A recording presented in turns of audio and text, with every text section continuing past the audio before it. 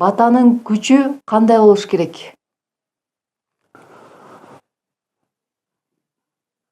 Айтылып атпайбы, манасында илиминде ааламдын жууп турган туңгуч нуру.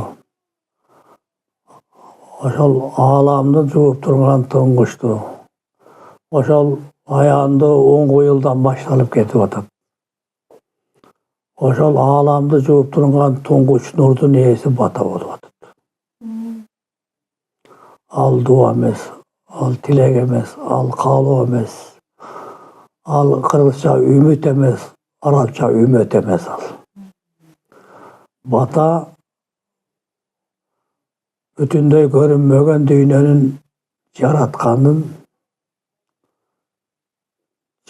Аллах дейбизби, Теңир дейбизби? Мен түшүнүгүмдө Аллахтын дагы, Теңирдин дагы, Господь бу Кудайдын дагы ээси. Ошол ээнин ичинен чыккан Аллах деген, Теңир деген, Кудай деген, Господь, Бог деген, асман, жер, адам деген ошол батаны камтыган Кудайдын жоктон бар жараткан, жаратман сөздөрү болуп атат. Буякта турат батанын күчү. Демек, батанын күчүнө тең келер эч нерсе жок. Мына ушуну бата деп айтат. Жердеги адамзаттын батасы кандай болуш керек? Жердеги адамзаттын батасы биринчи кезекте ааламдык тынчтыктагы чексиздик, ченсиздик жөнүндө болуш керек. Бата. Анан кийин жердеги адамзаттын тынчтыгы жөнүндө болуш керек. Жердеги адамзаттын пейили, акыл эси бир учурга келүү жөнүндө, учурда жашоонун өткөн чагы жок, жашоонун келер чагы жок. Ченсиз, чексиз учурда гана бар болуу, мына ушул болуш керек. Үчүнчү батанын мааниси жер энени ааламга теңөө жөнүндө. Жер энени ааламга теңөө. Манас илиминде жер энени адамдын өздөрүнүн учуру аркылуу ааламга адамдар теңейт деп айтып атат манас илиминде. Ушул болуш керек. Андан кийин калган тилек баягы балам бактылуу бол, майлуу бол, сүттүү бол, өмүрлүү бол, тапканың буйрусун башка бол. Анан жердеги адамдарга, ар бир адамдын өзүнүн кылган кызматына, пейил абалына, жакшылык жараткан иштерине жараша бааланып, ыйыкталып айтылыш керек. Ошон үчүн бата, мисалы үчүн мен көп жерлерде мындай бата көрөм.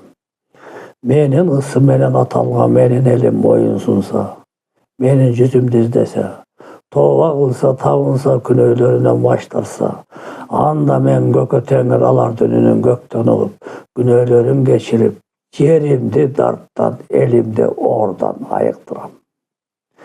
Жан кыз менден тооба издегиле, жан кыз мага тайынгыла.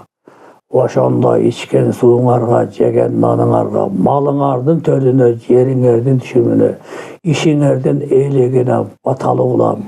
Өлөр күндөрдүн сырын ичиңерге урук кылып катып койгон сөз касиеттин маани, жарылыгы, наркы аркылуу ачып берип, өлбөстүккө, түбөлүк өмүргө бар кылам.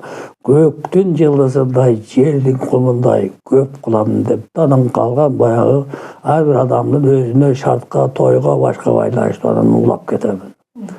Бата ушундай ааламдык деңгээлден келип, ан жердеги адамзаттык жашоо турмушка келип аралашып, адамзаттын ынтымагы менен биримдигинин, адамзаттын тилдерге, диндерге, саясат, мамлекеттерге бөлүнгөн, ошонун бар жогун ээси болгон ынтымак менен биримдикке кызмат кылган бата болуш керек. Бата мына ошондой ал иштейт. Антпей эле биз андай ким чакырса эле ошонун эшигирчиси болуп эле анан кийин ошондой баталар жайнап кетпеди. Бата бул Kur'an'ın özü, Biblia'nın özü, Buddha, Krishna'nın, Arap'ın özü, atamata o ne özü. Asma menajerdin özü batadan var bolğun. Küçük bu yaklaşık.